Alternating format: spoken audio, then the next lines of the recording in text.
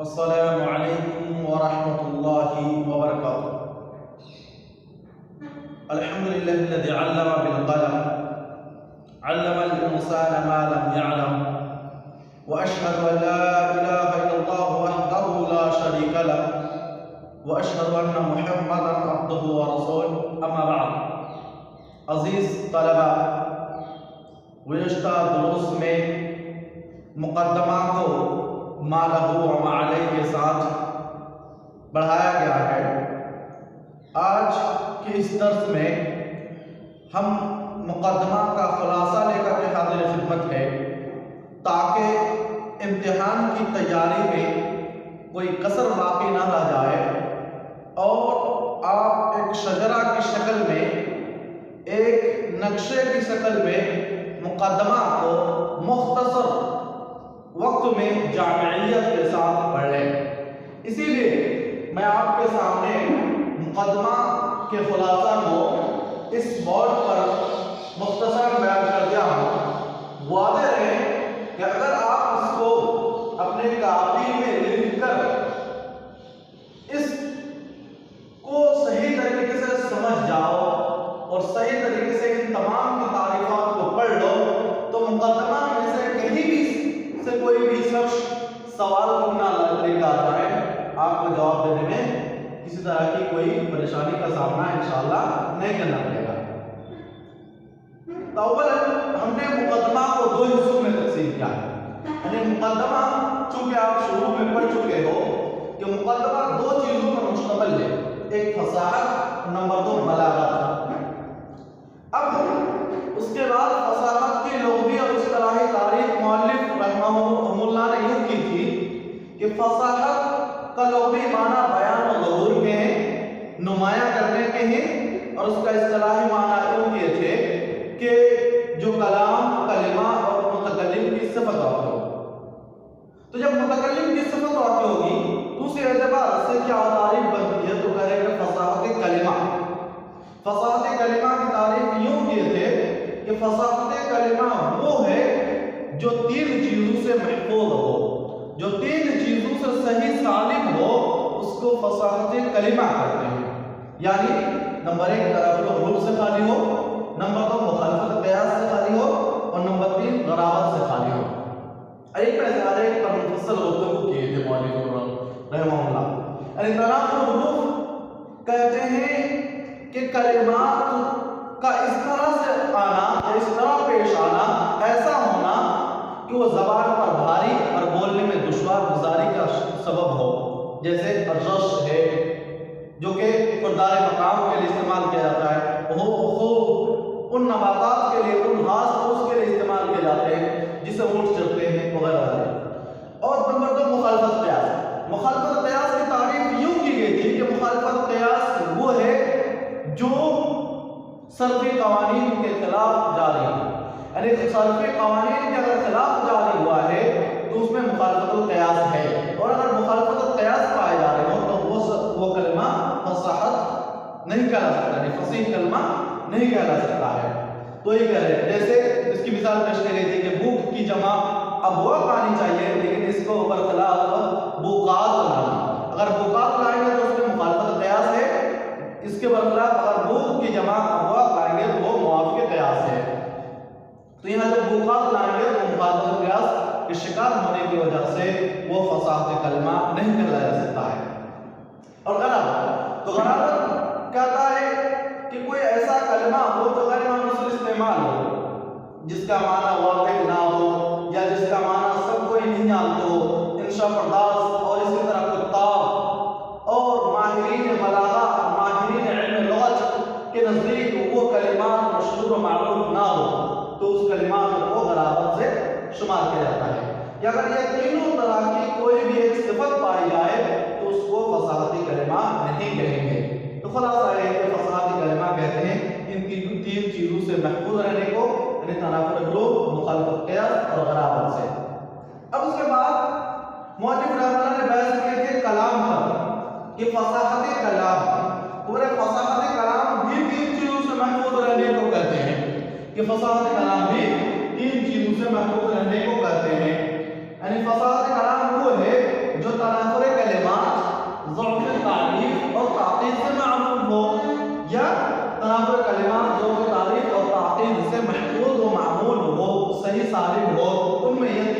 صفت مضمومہ نہ پائی جائے۔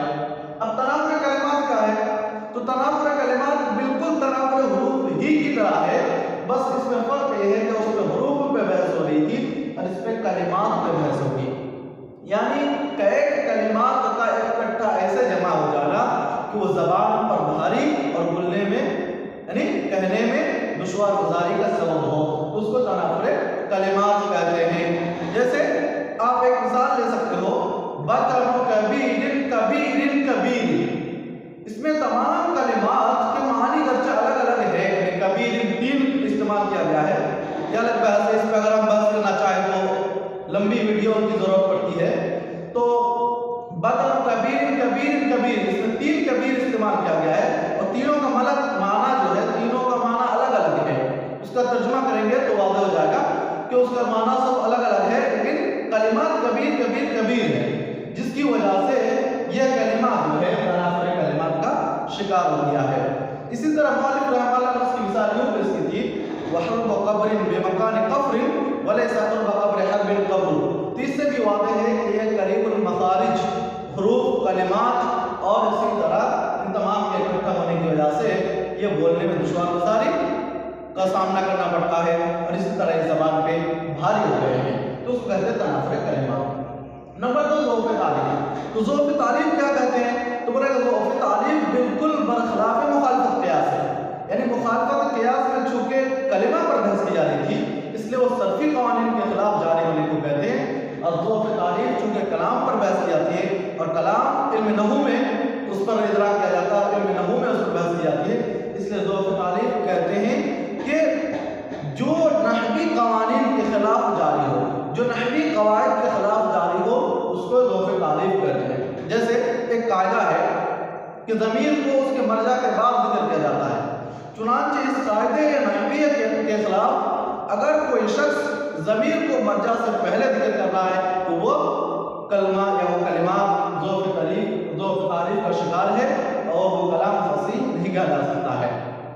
اس کے بعد ہے تاکید۔ تاکید جیسے کہ اپنے معنی سے ہی واضح ہے، اقدہ یؤکدو کا معنی پیچیدہ ہونے کے ہیں، تو تاکید میں دو چیزیں پائی جاتی ہیں، ایک لفظی اعتبار سے کبھی کبھی کلام پیچیدہ ہو جاتا ہے اور کبھی کبھی معنوی اعتبار سے کلام پیچیدہ ہو جاتا ہے۔ لفظی اعتبار سے یوں ہو سکتا ہے کہ کلام کو جب تقدیم و تاخیر میں مبالغہ کیا جائے،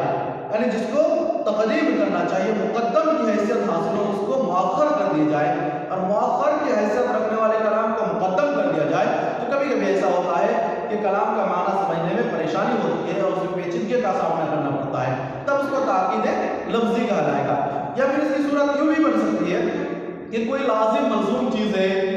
جیسے موصوف اور صفت۔ موصوف صفت کا تقاضا ہے کہ اس کو ایک اکٹھا بیان کیا جائے، ایک جگہ بیان کیا جائے، لیکن اگر ان دونوں کے درمیان کوئی فصل لے کے آ گئے ہیں جس کی وجہ سے اس معنی میں پیچیدگی پائی جاتی ہے تو بھی وہ تاکید لفظی ہی کہلائیں گے۔ اور اسی طرح تاکید معنوی۔ تاکید معنوی کس کو کہتے ہیں؟ جو معنی کے جہت سے خفا کو لائے، جو معنی کی جہت سے پیچیدگی کو کھینچ لائے۔ جیسے کوئی چند کلمات ایسے ہیں جو کچھ قریب المعانی ہے، بعید المعانی ہے، یعنی ایک کلمہ کے کئی معنی ہیں، تو جب کئی معنی ہو تو جو قریب المعنی ہو اس کو استعمال نہ کر کے بعید المعنی کو استعمال کرنا، یہ تاکید معنوی کہلائے گا۔ یعنی یہ کہ جلدی سے لوگوں کے ذہن میں جو معنی آ رہا تھا اس معنی میں استعمال نہ کرتے ہوئے دوسرے معنی میں استعمال کرنا تاکید معنوی کہلائے گا۔ اس کے لیے میں نے مقدمہ کے دروس میں سے ایک درس میں ایک مثال پیش کی تھی جس میں تاکید معنوی کی بحث چل رہی تھی کہ وہ اس کی مثال یہ بن سکتی ہے کہ آیا ہے یار میرا سویا ہے باغ میں، سر کاٹ لا اس کا خدمت کریں گے ہم۔ تو اس میں جو سویا استعمال کیا گیا ہے اس کا قریب المعنی سونے کے ہیں، بعید المعنی سویا ایک دانہ ہے، تو اس کو بعید المعنی کو استعمال کیا ہے جس کی وجہ سے سامعین فوراً اس شعر کو سننے کے بعد نہیں سمجھ پاتے ہیں کہ سویا کا معنی کیا ہو سکتا ہے اور شاید اس میں کیا کہنا چاہ رہا ہے۔ اسی طرح بہت ساری مثالیں ہیں جس کو آپ خود سے فٹ کر سکتے ہو۔ خلاصہ یہ ہے کہ کسی لفظ کو اس کے مجازی معنی میں یا پھر کنایہ کے طور پر یا استعارہ کے طور پر یا پھر کسی طرح کے کوڈ ورڈ کے طور پر ایسے استعمال کرنا دوسرے معنی میں یوز کر لے، استعمال کر لے اور دوسرے معنی کو سمجھ جائے اور اس میں پیچیدگی پیدا ہو، تعقیدی معنی کہلاتا ہے۔ اس کے بعد مقدمہ میں دوسری چیز جس پر بحث کی گئی تھی وہ تھی بلاغت۔ تو بلاغت، اگر بلاغت کا لغوی معنی کو ہم دیکھنا چاہیں تو ہمیں معلوم ہونا چاہیے، یا آپ کو بیان بھی کر دیا گیا ہے کہ بلاغت کا لغوی معنی اصول و انتہا کے ہوتے ہیں، اصول پہنچنے، انتہا میں آخری منزل تک پہنچ جانے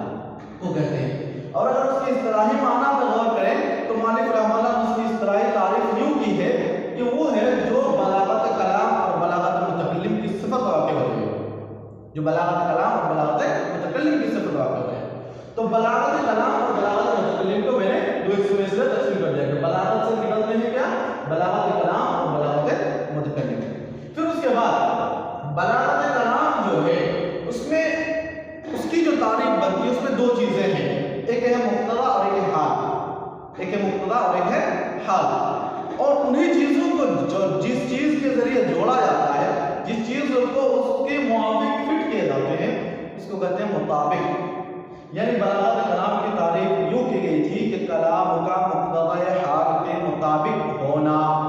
یعنی جو آپ کے سامنے درس پیش کیا جا رہا ہے اس درس کا آپ لوگوں کے عین موافق اور آپ لوگوں کے سمجھ اور آپ لوگوں کے معیار کے موافق ہونے کو مقتضا حال کے مطابق کہتے ہیں، اسی کو بلاغت کلام کہتے ہیں۔ اس کو آپ اپنے اعتبار سے بھی لے سکتے ہو کہ آپ عوام کے سامنے ہو اور آپ کو جمعہ کے خطبہ کے لیے کہا جائے تو آپ عوام کے اذہان فروزہ کو دیکھتے ہوئے، ان کے اذہان کو دیکھتے ہوئے جن کلمات، جن نصوص اور اس طرح اس کے معنی و مفاہیم کا اب اہتمام کرتے ہو، اگر وہ عین ان لوگوں کے موافق ہے تو اس کو بلاغت کلام کہیں گے، یعنی مقتضا حال کے مطابق ہونا کہیں گے۔ جی سمجھ لیا ہوگا میرے خیال سے، تو اس کو مقتضا حال کے مطابق ہوں گے۔ تو اس میں کہہ رہے ہیں کہ مقتضا ایک ہے حال، تو مقتضا حال یہ چیزوں میں کیا ہے؟ تو وہ ہے کہ مقتضا حال یہ ہے کہ حال ایک مقام ہے، حال اس کو مقام بھی کہا جاتا ہے دوسرے نام سے، تو یہ ہے کہ حال ایک حالت کو کہتے ہیں، ایک مقام کو کہتے ہیں۔ یعنی یہ کہ میں یہاں ہوں، آپ لوگ سامعین خواہ موبائل کے اعتبار سے ہو یا کہ سامنے ہی کلاس میں بیٹھے ہوئے ہو، تو آپ سامعین اور ہمارا جو بالمصافحہ اکٹھا ہونا ہے، ایک درس کو لے کر کے حاضر ہونا ہے، یہ حال ہے۔ اور مقتضا کیا ہے کہ جن کلاموں کو آپ لوگوں کے موافق بیان کیے جائے، آپ لوگوں کے اذہان فروزہ کے مطابق ہوں، ان مطابقت کو جو پیش کیے جائیں گے کلام، اس کو مقتضا کہتے ہیں، اور جو کلام پیش کیے جا رہے ہیں اور آپ لوگ جو بیٹھے ہوئے ہیں اس کو مقتضا حال کے مطابق ہونا کہیں گے، اسی کو کہتے ہیں مقتضا حال کے مطابق ہونا۔ اب دو چیزیں باقی رہ گئی، ایک فصاحت متکلم اور ایک بلاغت متکلم۔ چونکہ اس میں کسی طرح کی کوئی چیزیں شامل نہیں ہیں، ان کی لوازمات نہیں ہیں، اس لیے ہم نے اس کو لاسٹ میں بیان کرنا مناسب سمجھا ہے۔ فصاحت متکلم اور بلاغت متکلم، فصاحت متکلم اور بلاغت متکلم جیسے کہ اپنے نام سے ہی آیا ہے کہ متکلم کلام کرنے والے کو کہتے ہیں۔ جب فصاحت کی اضافت متکلم کی طرف کی جائے یا بلاغت کی اضافت متکلم کی طرف کی جائے تو آپ کے ذہن میں یہ بات صاف طور پر آ سکتی ہے کہ گویا کہ ایسے شخص کے بارے میں بات کر رہے ہیں جو بات کر رہے ہو فصاحت کے ذریعے یا پھر بلاغت کے ذریعے۔ تو فصاحت کا متکلم یعنی متکلم کی فصاحت یا متکلم کی بلاغت کس کو کہیں گے؟ تو اس کی تعریف بھی آپ کے ذہن میں اگر تھوڑا سا غور کرو تو غور کرنے سے آپ کو معلوم ہو جائے گی۔ تو اس کی تعریف کیوں بنے گی؟ فصاحت متکلم کہتے ہیں کہ متکلم کے اندر کی ایسی صلاحیت، ایسی لیاقت ہو کہ وہ جب چاہے جہاں چاہے اپنے کلام کو یا اپنے موافق ضمیر کو فصاحت کلام کے ذریعے بیان کرنے پر قادر ہو۔ اگر وہ قادر ہے تو اس کو فصاحت متکلم کی صفت سے متصف کریں گے۔ اسی طرح اگر یہی چیز یعنی وہ صلاحیت وہ لیاقت جس کے ذریعے کوئی شخص اپنے کلام کو بلیغ کلام کے ذریعے بیان کرنے پر قادر ہو تو اس کو بلاغت متکلم کہیں گے۔ میں امید کرتا ہوں کہ آپ لوگ آج اس درس کو بالکل صحیح طریقے سے سمجھ گئے ہوں گے، اور ساتھ ہی ساتھ آخر میں مولوی رحمہ اللہ نے جن چند چیزوں کی طرف اشارہ کیا تھا وہ یہ تھی کہ یہ جو علوم آپ کو بیان کیے جا رہے ہیں، یہ جو چیزیں بیان کی گئی ہے، جن چیزوں سے بچنا ہے جیسے تنافر حروف اور تنافر کلمات ہے، مخالفت قیاس ظروف تعلیق ہے، غرابت اور تاقید ہے، خواہ تاقید لفظی ہو یا پھر تاقید معنوی، تو ان چیزوں کو ہم کیسے جان سکتے ہیں؟ تو اس کے لیے بھی مولوی رحمہ اللہ نے آخر میں کچھ علوم کا تذکرہ کیا تھا کہ ان علوم کے ذریعے ان چیزوں کو جان سکتے ہیں، یعنی تنافر حروف اور ضعف تعلیق وغیرہ کیسے جان سکتے ہیں، اس میں بیان کیا گیا تھا کہ ضعف سے جان سکتے ہیں، کس سے جان سکتے ہیں، مخالفت قیاس کس سے جان سکتے ہیں، یہ بھی بیان کیا گیا تھا، اسی طرح ضعف تعلیق کس سے جان سکتے ہیں، یہ بھی بیان کیا گیا تھا، مخالفت قیاس صرف سے، ضعف تعلیق نحو سے، غرابت علم لغت میں مہارت حاصل کرنے سے، اسی طرح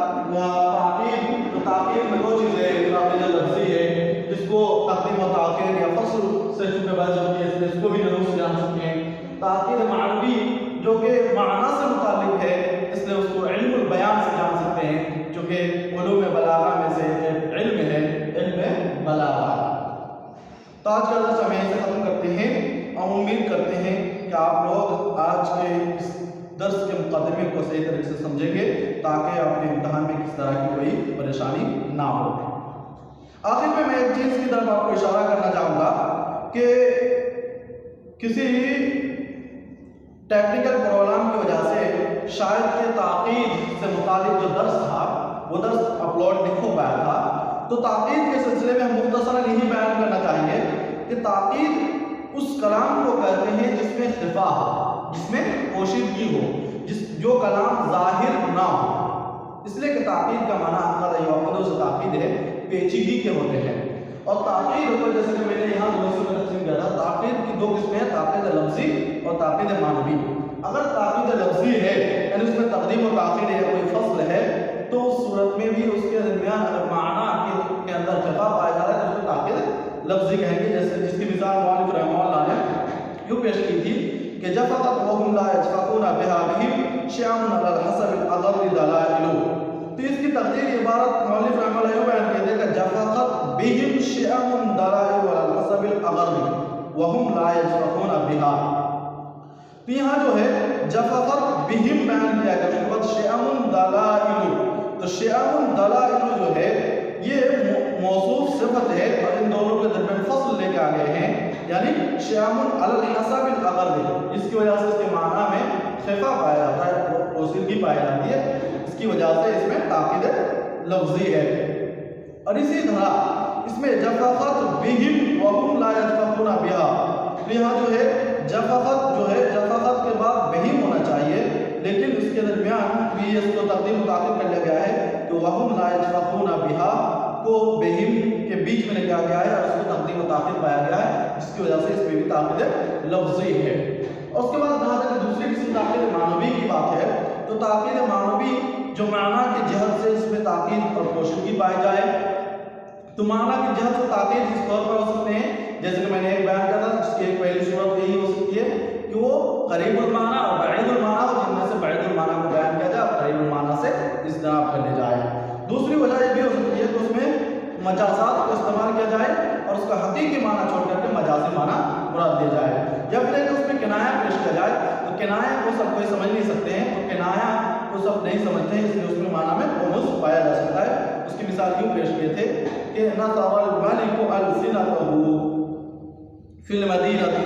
یہ ملک نے یعنی بادشاہ نے حاکم نے اپنے شہر میں جاسوس پھیلایا، تو السنہ جو ہے یہ جاسوس کے معنی میں استعمال نہیں ہوتے ہیں،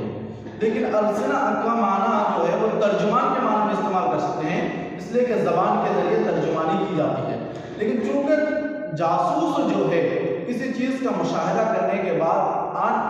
آنے کے بعد اپنے شخص کو جس کا وہ جاسوس ہوتا ہے اپنے ان چیزوں کو بیان کرتا ہے جن چیزوں کا انہوں نے مشاہدہ کیا تو اسے، اس لیے اس کو قریب المعنی کے اعتبار سے السنہ کو جاسوس کے معنی میں استعمال کر لیا گیا ہے، جبکہ اس کے لیے صحیح مناسب لفظ یہ تھا کہ اس کے لیے عیون کا لفظ استعمال کرے، یعنی نشر الملک عیونہ فی المدینہ، لیکن مولوی رحمہ اللہ نے ایسا نہیں کیا ہے، اس لیے اس میں تاقید معنوی پائے جاتے ہیں۔ اور اسی طرح سَأَطْلُبُ بَعْضُ الْغَدَّارِ عَنْكُمْ لِتَقْرُبُوا وَتَسْقُطُ عَيَانِي الدُّمُوعُ وَلِتَجْمَدَا، اس شعر میں بھی مولوی رحمہ اللہ نے اسی چیز کو بیان کیا ہے، اسی چیز کو بیان کیا ہے کہ اس میں بھی داخل معنوی ہے، اس طور پر کہ شاعر رحمہ اللہ یہ کہنا چاہ رہے ہیں کہ میں تم سے دوری چاہتا ہوں تاکہ میں تم سے قریب ہو جاؤں، اور میری آنکھیں آنسو بہاتے ہیں تاکہ وہ خوش ہو جائے۔ اس میں دو چیزیں ہیں، دو کنایا بیان کیے گئے، میں تم سے دوری چاہتا ہوں تاکہ میں تم سے قریب ہو جاؤں۔ حالانکہ وہ یہ کہنا چاہ رہے ہیں شاعر رحمہ اللہ دور کا معنی کہ ہم جب دور چلے جائیں گے تو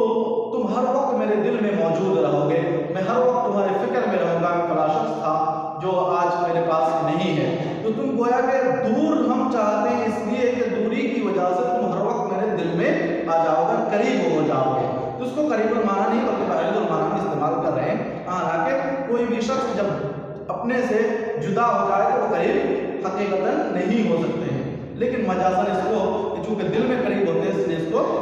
شاعر نے بیان کیا ہے کہ میں تم سے دوری چاہتا ہوں تاکہ میں تم سے قریب ہو جاؤں۔ اور اس میں یہ بھی اس طرح کیا ہے کہ میں آنسو بہاتا ہوں تاکہ خوش ہو جاؤں، اور کوئی بھی شخص خوش ہونے کے لیے آنسو نہیں بہاتا ہے، یہ واضح ہے، لیکن شاعر یہ کہنا چاہ رہے ہیں کہ جب میں آنسو بہا لوں گا تم سے فراغت اور تم سے دوری کی وجہ سے میں آنسو بہا لوں گا، تو آنسو بہانے کے بعد کچھ دیر کے لیے خوش ہو جاؤں گا، کچھ دیر کے لیے خوش ہو جاؤں گا۔ کیسے؟ وہ ایسے ہو سکتا ہے کہ کبھی بھی آپ کو اگر کوئی پریشانی لاحق ہو، کوئی تکلیف ہو، تو آپ ایک تجربہ کر کے دیکھنا، اگر آپ کے آنکھ سے ایک قطرہ بھی آنسو بہ جائے تو ایک چین اور سکون سا محسوس ہوتا ہے۔ دوسری چیز کو شاعر رحمہ اللہ نے یہاں اشارہ کیا ہے کہ میں اس لیے روتا ہوں تاکہ میں خوش ہو جاؤں۔ آج کا درس یہ سے ختم کرتے ہیں اور اللہ رب العالمین سے دعا کرتے ہیں کہ الہ العالمین ہم تمام طلباء کو آئندہ کے امتحان میں کامیابی عطا فرمائے، آمین تقبل یا رب العالمین۔ السلام علیکم ورحمۃ اللہ وبرکاتہ۔